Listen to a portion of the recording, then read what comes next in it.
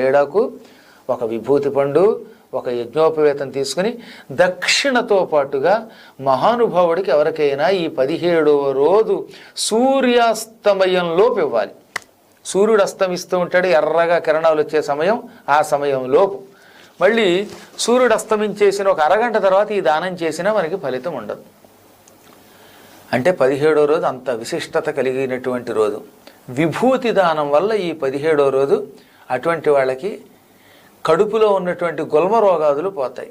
కడుపులో కొంతమందికి రకరకాల రోగాలు ఉంటాయి. జీర్ణ వ్యాధులు, కొందరికి ఎసిడిటీ అంటాం, గ్యాస్ ట్రబుల్స్, తిండి సహించకపోవటం, లేదా చీటికి వాటికి ఈ కడుపు ఉబ్బినట్టు అయిపోవడం, ఇలా రకరకాలైనటువంటి రోగాలు ఉన్నాయి. ఇవన్నీ కూడా ఉదర సంబంధ రోగాలు. ఉదర సంబంధ రోగాలు నానా రకాలు, ఒకటి కాదు రెండు కాదు.